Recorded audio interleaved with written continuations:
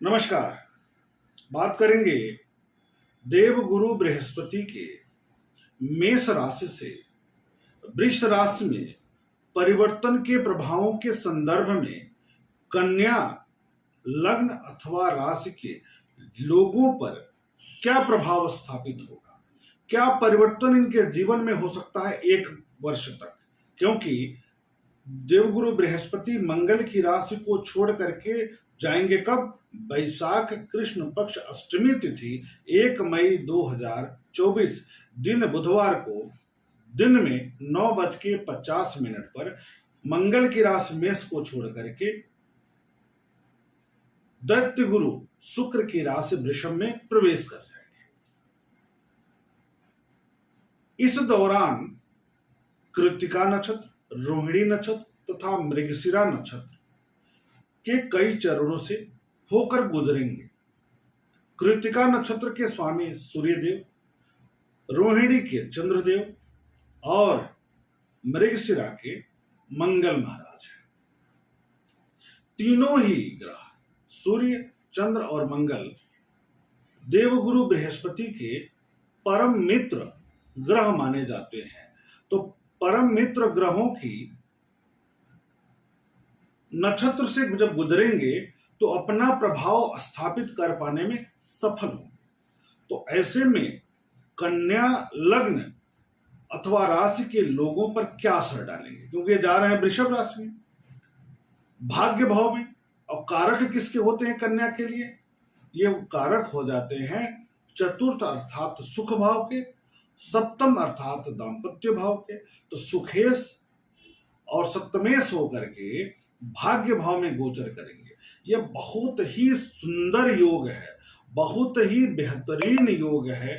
जीवन में एक नई ऊंचाई प्रदान करने के लिए, जीवन में अमूल चूल परिवर्तन लाने के लिए यह एक बेहतर परिवर्तन है देवगुरु बृहस्पति का।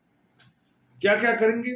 सुख के संसाधन बढ़ाएंगे, सुख की स्थिति मजबूत करेंगे, माता के सुख में वृद्धि करेंगे, घरेलू सुखों में वृद्धि करेंगे, वाहन सुख में वृद्धि करेंगे, स्थिर जायदाद में वृद्धि करेंगे। तो बेहतर स्थिति है। दाम्पत्य जीवन में सुधार करेंगे, प्रेम संबंधों में सकारात्मकता लाएंगे, विवाह में अवरोध की स्थिति उत्पन्न हो रही थी तो उसमें सुधार करेंगे। तो स्थितियां बहुत बेहतर हो जाएंगी, सकारात्मक होंगी। लेकिन भाग्य भाव पर जब जाएंगे तो और भी तो कुछ करेंगे। तो भाग्य भाव पर बैठ करके इनकी दृष्टि पड़ेगी लग्न पर, राशि पर, कन्या राशि पर। तो वहां क्या असर डालेंगे? व्यक्तित्व में निखार लाएंगे, सोचने विचारने की क्षमता में वृद्धि कर देंगे, मनोबल में उच्चता बनाए रखेंगे, कुछ नया करने के प्रति आपको दृढ़ संकल्पित करेंगे।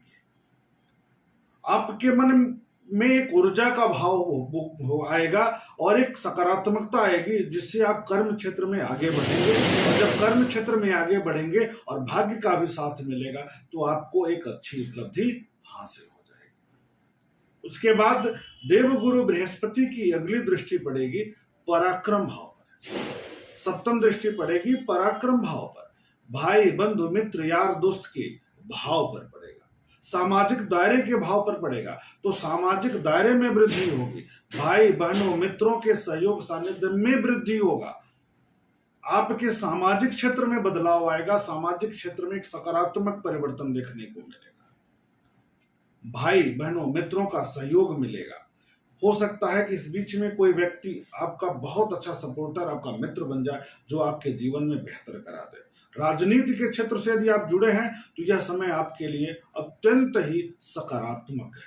मानसिक स्थिति आपकी सुधरेगी, मनोबल सुधरेगा, नेतृत्व क्षमता का आपका विकास होता दिखाई देगा बृहस्पति के इस परिवर्तन के साथ में, क्योंकि पराक्रम बढ़ता हुआ दिखाई दे रहा है। अब देवगुरु बृहस्पति की अगली दृष्टि कहां पड़ेगी? अगली दृष्टि पड़ेगी पंचम भाव। पंचम भाव बुद्धि का भाव है, विवेक का भाव है, ज्ञान का भाव है। तो आपके बुद्धि, विवेक, ज्ञान में वृद्धि होगा। डिग्री के लिए डिग्री लेना चाहते हैं, बेहतर परिवर्तन होगा। लेखन क्षेत्र से जुड़े हैं, बेहतर परिवर्तन करेंगे। मीडिया क्षेत्र से हैं तो आप बहुत अच्छा परिवर्तन करेंगे। आपकी बुद्धि तीक्ष्ण होगी, तीव्र होगी, एकाग्रता बढ़ेगा, लिखने की शैली में वृद्धि होगी, सोचने की क्षमता में वृद्धि होगा। और संतान का भी भाव यही है, इसलिए संतान पक्ष से भी शुभ समाचार प्राप्त होगा, संतान की उन्नति होगी, बौद्धिक क्षमता का विकास होगा, संतान की प्रगति से मन प्रसन्न होगा और संतान के कारण किसी न किसी रूप से आप अच्छा महसूस करेंगे। संतान का भी भाग्य खुलेगा बृहस्पति के इस परिवर्तन के साथ ही। अध्ययन अध्यापन में मन लगेगा, यह बेहतर स्थितियां हैं।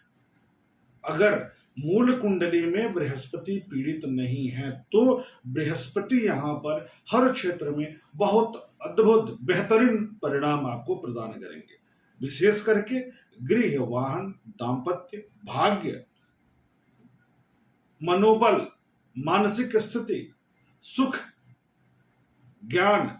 तो जब पंचम सुधर गया, लग्न सुधर गया, तन सुधर गया, मन सुधर गया, बुद्धि सुधर गई और भाग्य सुधर गया, तो फिर क्या बचता है पाने के लिए? तो निश्चित तौर पर बेहतर साल बाद बीतेगा। कब तक के लिए? 14 मई 2025 तक के लिए एक बेहतर समय आपके लिए होगा। इसमें खूब ऊर्जा लगाकर, खूब मन लगा करके अपने कर्तव्य पर आगे बढ़ें तो निश्चित तौर पर बड़ी सफलता आपको मिल सकती है।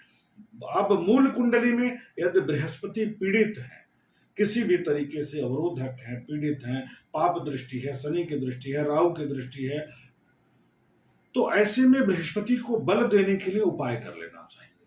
पहली बात तो बृहस्पति के मंत्रों का जप करिए, मंदिर की साफ सफाई करिए और भगवान विष्णु की खूब आराधना करिए। 45 दिन तक नंगे पैर मंदिर में जाइए, प्रार्थना करिए, तो निश्चित तौर पर यह वर्ष आपके लिए एक अद्भुत कल्याणकारक होगा।